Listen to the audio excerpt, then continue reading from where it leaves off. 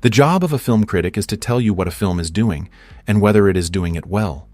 In the 90s, professional critics failed this test repeatedly, systematically, and in ways that are now fully documented by the film's subsequent reputations, their commercial performances, and the audiences who found them anyway, without critical guidance and sometimes despite it. These are not films that were simply underrated. These are films where the critical verdict was demonstrably, specifically, and in some cases, hilariously wrong. This is Picture Recall. Let's reopen the case. Number 10, Bram Stoker's Dracula, 1992. At number 10, a film received in 1992 as visually impressive but narratively incoherent, undone in the critical consensus by miscasting and tonal inconsistency. Keanu Reeves's Victorian English accent was a genuine problem. These observations are correct. They are also a complete misunderstanding of what Coppola was actually doing. Coppola made Bram Stoker's Dracula using exclusively in-camera optical effects. Every visual effect was achieved through techniques available to silent cinema: double exposure, reversed film, matte work, forced perspective. No CGI in 1992, when CGI was already available and being used by every other major effects film. This is not a production limitation. It is an artistic declaration. The expressionist shadows, the shadow that moves independently of its owner, the transformation sequences, all of it uses the visual grammar of Murnau and Lang deliberately to situate the vampire within the art form that was born in his era. The film is about the history of cinema as much as it is about Dracula. Critics in 1992 reviewed the accent and missed the argument. Gary Oldman's performance, received at the time as theatrical excess, reads now as the most faithful interpretation of the novel's erotic and metaphysical content that the character had yet received on screen. The film described as incoherent is, on examination, one of the most formally coherent films of Coppola's late career. It made $215 million worldwide. The critical consensus gave it mixed reviews. Both facts tell you something, and only one is useful. Number 9, Demolition Man, 1993. Number 9 was reviewed in 1993 as a routine action blockbuster. Competent, commercial, loud, disposable. What critics missed is that it is a genuinely prescient satirical comedy about the specific cultural direction of American civilization, one that has proven more accurate in its predictions than the decade's most celebrated political cinema. The San Angeles of 2032 is a society where all risk has been eliminated, all language sanitized, all food is Taco Bell, and physical contact requires explicit consent forms. The citizens are placid, well-behaved, and deeply comfortable. Dennis Leary's Edgar Friendly, living underground with other unruly people who want red meat and profanity and contact, is the film's unlikely conscience. The politics are genuinely ambiguous. It simultaneously satirizes the paternalistic impulses of progressive urban culture and the reactionary nostalgia of people who want the freedom to be antisocial. Both sides of the American culture war have at various points claimed Demolition Man as their own, which is the mark of a satirical film that has actually understood what it was satirizing.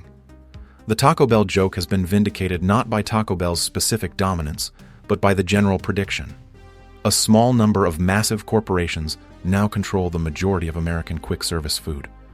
The joke that was a gag in 1993 is now an accurate description of the market structure. Critics called it brainless. The brainless film was reading the future. Number 8, The Bodyguard, 1992. At number 8, the most extreme case on this list. The Bodyguard has a 24% on Rotten Tomatoes. It made $400 million worldwide. It generated the best-selling movie soundtrack in recorded history. These three facts, considered together, constitute a near-complete account of what professional film criticism is structurally incapable of assessing. The critics were right that the screenplay is schematic, that Costner's farmer is a deliberately underwritten archetype, and that the thriller mechanics are formulaic. These observations are correct. They are also the least interesting thing about the film. The most interesting thing is Whitney Houston's screen debut, a performance of remarkable naturalness and genuine star presence that bypasses the critical function entirely and operates directly on the audience's nervous system. Houston had never acted before The Bodyguard. Her vulnerability in the scenes with Costner, her comedic timing in the early exchanges, her complete inhabitation of the concert sequences, these are not the work of a non-actress. They are the work of someone who happens to be one of the greatest vocal performers in American cultural history, for whom the emotional authenticity required by performance was not different in kind from the emotional authenticity required by singing. The critics reviewed the screenplay. The audience heard Whitney Houston sing. The audience was not wrong. Number 7. Hocus Pocus, 1993. Number 7. Roger Ebert gave Hocus Pocus 1 star. His specific complaint: a good movie inspires the audience to subconsciously ask, "Give me more." The witches in this one inspired my silent cry, "Get me out of here." Documents with inadvertent precision the core problem. Ebert was not the film's audience, and he recorded his non-enjoyment as an objective critical verdict without engaging with the possibility that the film was not made for him. Hocus Pocus was not made for 50-year-old male film critics in 1993. It was made for children who want mild, camp, seasonally specific Halloween entertainment, led by larger-than-life female performances at a specific register of theatrical excess. For that audience, which constituted several consecutive generations of children who found the film on cable television every October, it delivered precisely and reliably. Bette Midler's Winifred Sanderson is one of the decade's great camp performances, theatrical, committed, funny, and calibrated exactly to the octave required by the material. Disney released the film in late July, a Halloween film in summer, which is a marketing catastrophe but not a quality failure. Cable television placed the film in front of its natural audience every October, repeatedly, for years, building the cumulative viewing that makes a tradition. Disney's streaming release of Hocus Pocus 2 in 2022 became one of Disney Plus's most watched releases ever. The film Ebert gave 1 star is now a Disney franchise. The audience showed up year after year for 30 years. They were not wrong about what they found. Number 6. Hook, 1991. At number 6, a Spielberg film evaluated against Raiders of the Lost Ark and E.T., which is roughly equivalent to dismissing a chamber piece because it is not a symphony. Hook earned $300 million worldwide and was the 4th highest-grossing film of 1991, which establishes that this is not critics protecting the public from a bad film. The public found it without critical guidance and enjoyed it enormously. What they missed is that Hook is Spielberg's first film to use memory as a primary thematic subject. Peter Banning cannot recover his imagination because he cannot access his past. The journey to Neverland is a journey into his own suppressed history. This is Spielberg at his most personally expressive, working through questions about fatherhood, professional absorption, and the cost of adulthood that were autobiographically urgent for him. The film critics reviewed as an overcrowded, overlong fantasy was, on these terms, the most intimate film of his career to that point. The Robin Williams dimension is worth pausing on. Reviewers noted that he seemed uncertain in the role, which is correct and is the role's entire point. Peter Banning has grown up as a man who has lost himself. His uncertainty is psychological realism, not performance failure. The critics who found Williams uncertain had correctly observed the performance and completely misunderstood its purpose. Number 5. Last Action Hero, 1993. Number 5 demonstrates most clearly how industry consensus can determine critical consensus before a film opens. 2 advance reviews in Hollywood trade publications, published before general release, described Last Action Hero as a failure. The film's opening weekend earned $15.2 million against a projected $20 million. The LA Times reported disaster. The film went on to earn $137.3 million worldwide, approximately 1.6 times its production budget. The narrative of failure was established before most audiences saw it and never revised. What critics missed was the film's actual subject. Last Action Hero is a film about films, specifically about the social contract between action cinema and its audience, the unreality of the conventions we agree to accept, and what happens when those conventions encounter genuine consequence. Danny Madigan knows he is in an action movie and tries to explain the genre's logic to its own protagonist. Jack Slater has to confront the fact that his invincibility is a narrative convention rather than a physical reality. Critics in 1993 had no template for this at an 85mm production scale. The director of Die Hard and Predator made a film consciously deconstructing the genre he had helped define. Last Action Hero works as an action film and as a commentary on action films simultaneously, exactly the kind of formal achievement that blockbuster criticism had no vocabulary to identify or reward. Number 4. Natural Born Killers, 1994. At number 4, a film attacked simultaneously from opposite directions: conservatives who believed it glorified violence, and serious critics who believed it pretended to condemn violence while actually glorifying it. Both attacks identified real tensions. Both failed to engage with what the film was actually doing. Stone's method is saturation. The film drowns the audience in the exact media environment it is critiquing, making them complicit in the exact spectatorship it is diagnosing. Every satirical tool he deploys, the comedy, the psychedelic visual texture, the true crime television parody, Is the film performing its argument on its viewers rather than presenting it for their comfortable consideration? The New York Times called it more sophistry than poetry. The phrase gets the surface right and misses the design entirely. The film is not trying to be poetry. It is trying to be the television news. The film's argument that televised violence creates the audience for more televised violence, that the media ecosystem around killers is as murderous as the killers themselves, is in 2026 so obviously correct that the original dismissals read as comically short-sighted.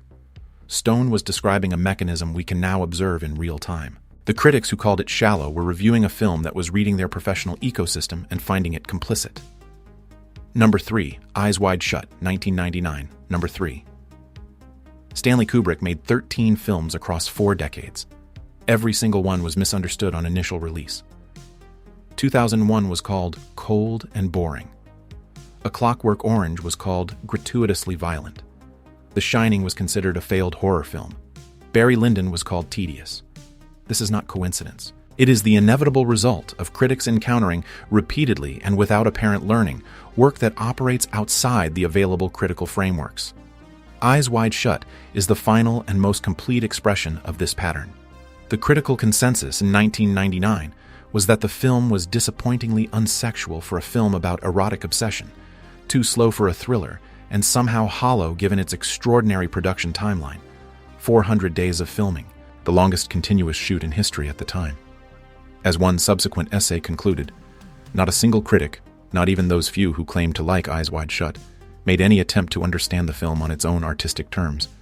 It was reviewed as a prestige erotic thriller and found wanting in that category. It is not a prestige erotic thriller.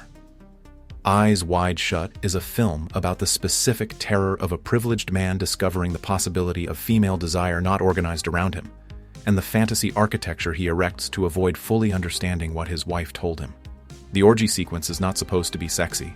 It is a ritual of power and exclusion that Dr. Harford penetrates only as a pawn. The final word of the film, Kidman's, is the film's entire thesis delivered in one syllable. Kubrick died 4 days after delivering his final cut. He left behind a film his contemporaries reviewed as a disappointment. The academic literature that followed has essentially no overlap with the 1999 reviewing consensus. Number 2, The Cable Guy, 1996. At number 2, the decade's most precisely instructive example of critics reviewing their expectations. Jim Carrey's previous 4 films had earned a combined 760 hours worldwide. The critical consensus on him in 1996 was likable, anarchic, physical, funny, safe. Ben Stiller and Carrey made a film about a deeply disturbed, socially isolated, emotionally abandoned man whose loneliness had curdled into something genuinely threatening, and deployed Carrey's physical gifts entirely in service of a character whose comedy is the comedy of discomfort rather than the comedy of delight. Critics did not review The Cable Guy. They reviewed the gap between the film and the Jim Carrey they had been promised. Roger Ebert gave it 2 stars and spent most of his review expressing disappointment that the film was not funnier. The institutional consensus was that Carrey had wasted his talent on something unpleasant, when the evidence in the film itself was that he had deployed his talent on the most sophisticated, demanding, and fully realized character of his career. Chip Douglas is a product of television as primary caregiver, a man raised by a screen who learned human behavior from programming, who cannot distinguish between television's performed relationships and actual ones. This reading has been the standard critical reading since the early 2000s. It was available in 1996. It was simply not the reading critics were equipped or inclined to perform on a Jim Carrey comedy. The film earned 110 million worldwide on a 47 million budget. Not a disaster. Not even close. The narrative of failure was established by rival studios with financial motives, and critics arrived at a film the industry had already decided was a failure. They reviewed accordingly. Number 1, Starship Troopers, 1997. At number 1, the most comprehensively misread film of the decade and the cleanest example of what this video has been about. Paul Verhoeven grew up in The Hague under Nazi occupation. He watched German soldiers execute people in the street as a child. His entire filmmaking career is organized around the satirical demolition of fascist aesthetics, and then this. He made a film depicting a future fascist state in the full, gleaming, seductive visual language of Nazi propaganda. and American critics reviewed it as a film that was endorsing the fascism it was depicting. Multiple reviews specifically accused Verhoeven and screenwriter Edward Neumeier of being Nazis. The signals are not subtle. The uniforms are lifted directly from SS aesthetics. The propaganda broadcasts are identical in structure to Triumph of the Will. The Would You Like to Know More? News segments are parody. The film is showing the audience how propaganda works by performing it on them. Neil Patrick Harris appears in the final act in a black SS uniform, conducting a psychic interrogation, smiling. The acting is deliberately wooden, the flat, affectless delivery of characters in propaganda films, people who have had their interiority replaced by ideology. All of it is intentional. None of it was recognized as intentional in 1997. Verhoeven's own explanation is the most damning part of the record. The marketing campaign presented the film as a straightforward alien action adventure, a category error that primed audiences to receive satire as spectacle and left critics no framework for the actual film. The post-9/11 reappraisal accelerated everything. The American political climate after 2001, military recruitment propaganda, the visual grammar of patriotic sacrifice, began resembling the film's imagery with uncomfortable specificity. Critics who had reviewed it as dumb bug-shooting action went back and found a precise satirical model of the state they were living in. The misreading was not just a critical failure, it was a failure of political imagination. A Dutch filmmaker who had watched fascism in person made a film about fascism's aesthetics and its appeal, and American critics decided he was the fascist. The film was there the whole time. The frameworks to receive it simply had to catch up. Looking back at these 10 films, 3 distinct types of critical failure emerge. The satire they took literally. Starship Troopers, Natural-Born Killers, Demolition Man. Critics who reviewed the surface and missed the argument underneath. The dark film they wanted to be something else. The Cable Guy, Eyes Wide Shut, Last Action Hero.